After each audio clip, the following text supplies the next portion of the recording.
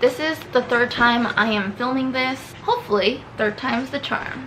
Hello guys, welcome back to my channel. This video is going to be part 2 of my roundups. There was a part 1. I will link the video in the cards right there and in the description box below, so feel free to check that out. Part 1 is a lot more of tangible items, materialistic stuff. In part 2, I'm going to be talking a lot more about books and podcasts and TV shows, and I separated them out into 4 categories. Don't forget to like my video, subscribe, and comment down below. Did I hit everything? I think I did. I'm still getting used to saying that, so let's just forge ahead. The first section is called Proud to be an Asian American.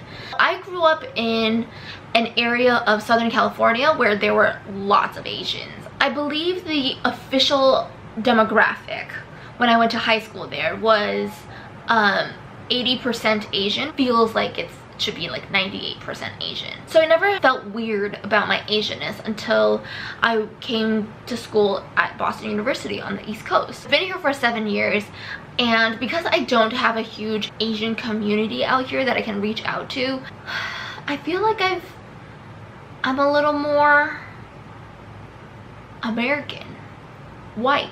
So lately I've just been trying to tap back into my Asian roots a little more and being proud and vocal about being Asian, as an Asian American, as an Asian American woman. I'm definitely one of those who doesn't really exercise her voice, and I want to start doing that because I do have a voice and it is important for me to speak up. The first one that I want to share is this book, Enduring Conviction, Fred Korematsu and His Quest for Justice. World War II, Japan bombs Pearl Harbor. In America, there's this huge hysteria from the government that anybody of Japanese descent were spies and traitors trying to take down America from the inside. And somehow several laws were passed where Japanese Americans had to leave their homes and businesses behind and move to these internment camps. And these internment camps were not like for people. They were actually horse stalls. They were racetracks. The city that I grew up in, we had a racetrack called the Santa Anita Racetrack, which served as a Japanese internment camp. So if you don't really know anything about Japanese culture, they are the type of people who would, you know, put their head down, do their work, and not ruffle feathers, make waves. Whatever analogy you want to use. A lot of the Japanese American families moved to these internment camps without questioning the law, like whether it was racist or not, except for 4 people. They had legal cases that went all the way up to the Supreme Court, and the Supreme Court convicted all of them. For Fred, who was born and bred in Oakland, California, it was a huge betrayal by his own country. About 40 years after the initial conviction, another legal team assembled themselves and said, Fred, we want to fight this case for you. We want to try to get your conviction overturned. And it did happen. While I was reading it, I thought about America today a lot. There are 2 quotes that I want to read out to you guys, if I can find my phone. Even after he was convicted by the Supreme Court, Fred took his responsibilities as a citizen seriously. He always voted.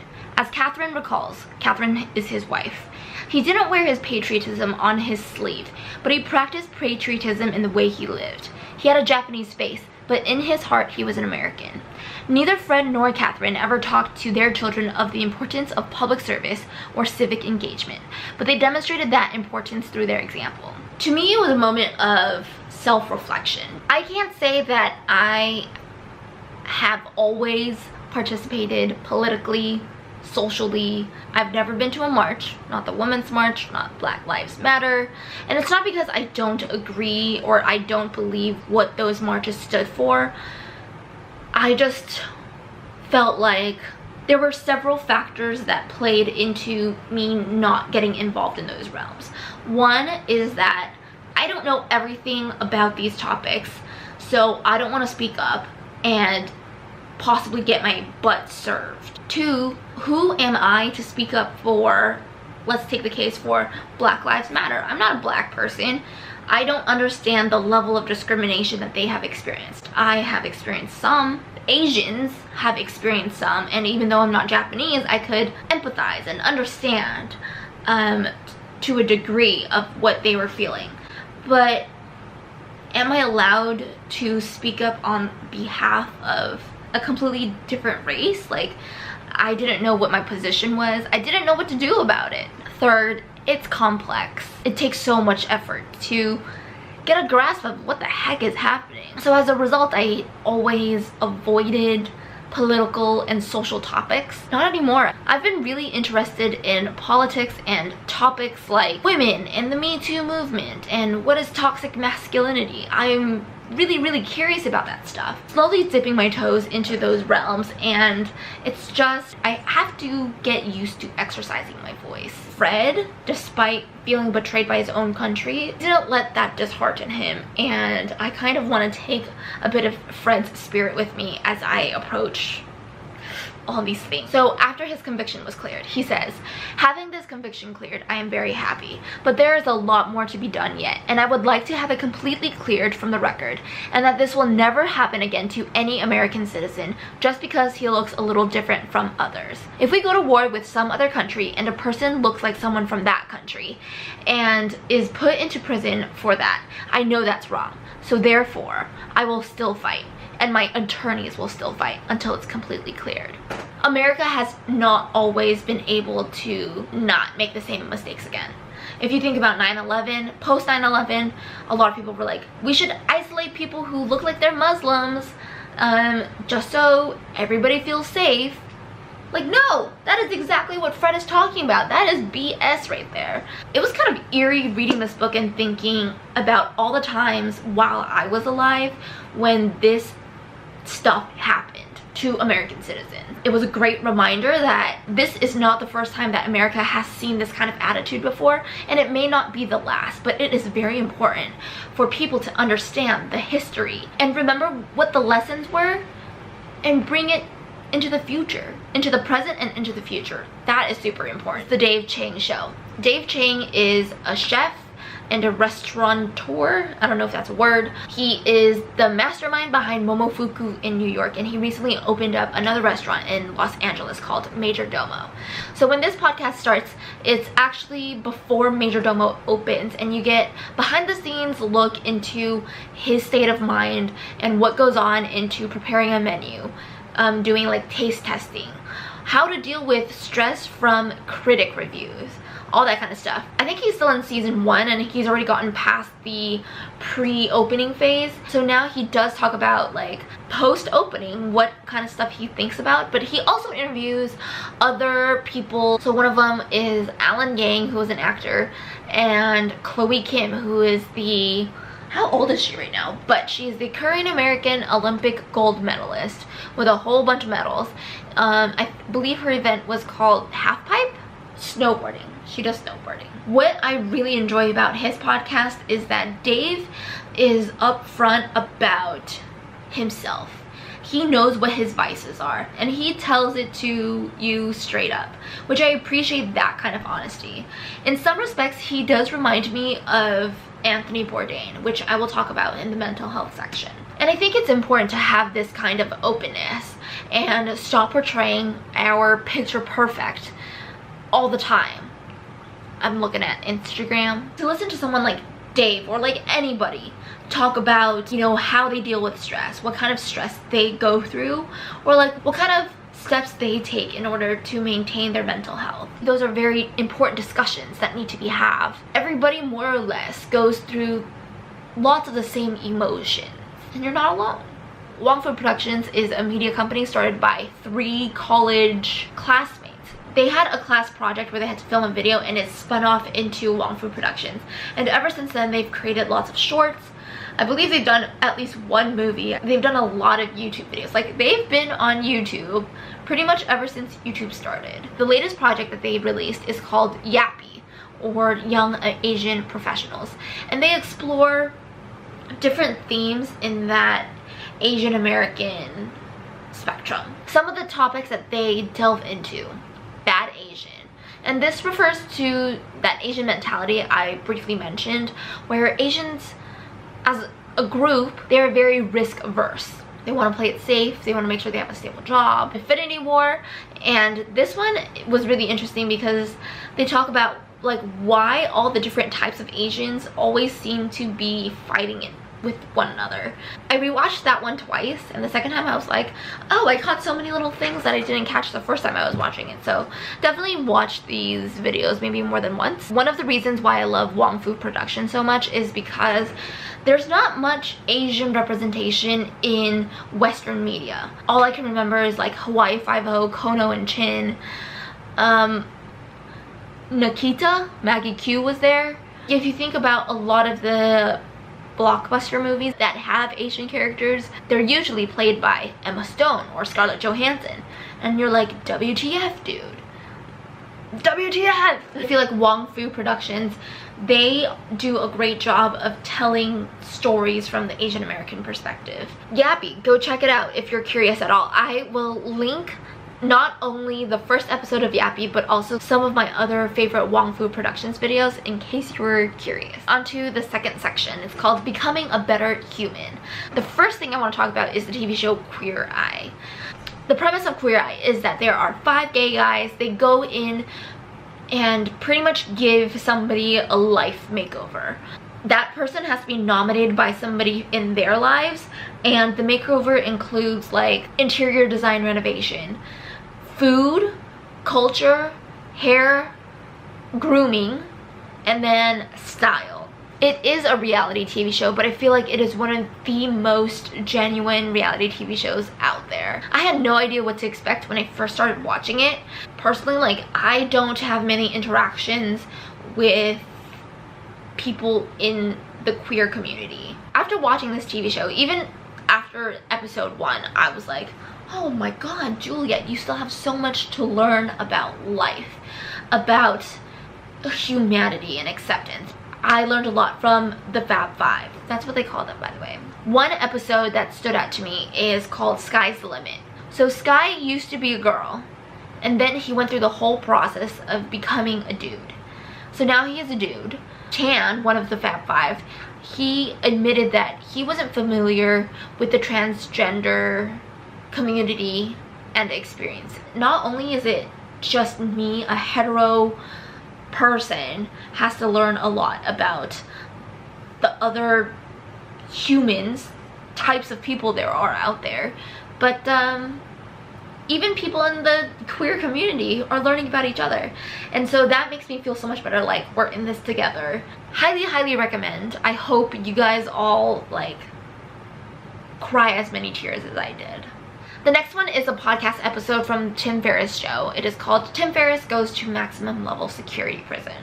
It was just like very interesting. It challenged my ideas of second chance. After listening to that episode, I feel like I would be able to give somebody who was formerly incarcerated a second chance. But then it got me thinking about like, how do I decide who should give a second chance to? Because someone like Harvey Weinstein, who has sexually assaulted, sexually raped lots of women over a huge period of time, to me that is a lot closer to my heart than murder. Because I've never known somebody who was murdered. I've never known somebody who did murder someone. How do I determine whether I should give Harvey Weinstein a second chance? I'm struggling. I'm struggling with that. If anybody has an answer, please let me know. Is it one of those things where like you're only more willing to give people second chances if the thing that they did is not related, personally related to yourself? Is that a fair metric? I don't know. Listening to that podcast, it made me have all these thoughts, and I was just like, wow, one of the more thought-provoking podcast episodes I've listened to in a very long time. Third section is called Mental Health. So this one has a lot of podcasts. The first one is Inside of You with Michael Rosenbaum. Michael Rosenbaum he played Lex Luthor in the TV show Smallville, if you can remember way back when. In this episode, he interviews Kristen Bell, and she is very frank about how she deals with her mental health issues. The second one is a person related to Kristen Bell. It's Dax Shepard. He has a podcast called Armchair Expert, and this episode is with Lauren Labo, who is Dax's mom, and her story is crazy. She's totally inspiring by the spirit how strong her spirit is and how optimistic she is for all the crap that she has gone through in life. What really stood out to me was she always has a plan in case something goes bad. Before her husband passed away, when they knew, the both of them knew that he was going to leave very soon, and she was like, okay, I'm not going to let sadness and depression eat me alive, and in order to do that, I need to have an action plan. Such a smart move, brilliant, totally awe-inspiring. The world has lost two very famous people in June.